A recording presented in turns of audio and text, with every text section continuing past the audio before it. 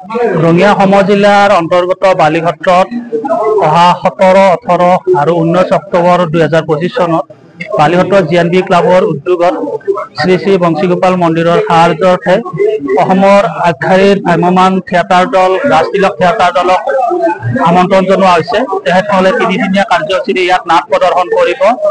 আমাৰ উদ্দেশ্য অসমৰ সংস্কৃতি ধৰি ৰখাৰ যি চেষ্টা, এই চেষ্টাক আমিও বালিঘাটবাসীয়ে তেখেতসকলক ইয়াত আমন্ত্ৰণ জনাই এই সংস্কৃতি জীয়াই ৰখাৰ কাৰণে চেষ্টা কৰিছোঁ।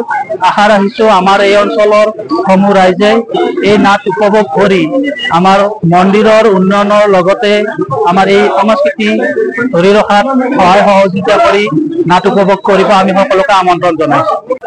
কিয়নো বালিঘাটৰ গোপীনাথ বৰদলৈৰ উদ্যোগত বালিঘাট সপ্তমী সত্ৰৰ শ্ৰী শ্ৰী বংশীগোপাল মন্দিৰৰ নিৰ্মাণৰ সাহায্যাৰ্থে আমি 3 দিয়া কাৰ্যসূচীৰে অসমৰ ভ্ৰাম্যমাণ জগতক আলোড়নৰ সৃষ্টি কৰা নাট্য দল ৰাজতিলক থিয়েটাৰক আমি আমন্ত্ৰণ কৰি আহিছোঁ আৰু এই থিয়েটাৰে নাট প্ৰদৰ্শন কৰিব 17, 18 আৰু 19 অক্টোবৰ তাৰিখে।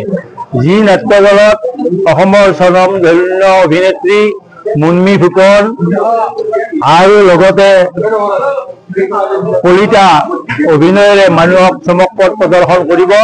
গতিকে সমূহ ৰাইজকে আমি উক্ত 3 দিনত আমাৰ বালিঘাটলৈ আহি হৰিদেৱ ক্ষেত্ৰত ৰাজতিলক থিয়েটাৰ উপভোগ কৰি নিজে উন্নতি সন্তুষ্টি লাভ কৰাৰ লগতে শিল্পী সমাজক উৎসাহ উদ্দীপনা যোগোৱা আৰু সামূহিক অনুষ্ঠান মন্দিৰৰ উন্নতি সাধনা কৰি আমাক উৎসাহিত কৰে যেন এইখিনি মোৰ মন্তব্য।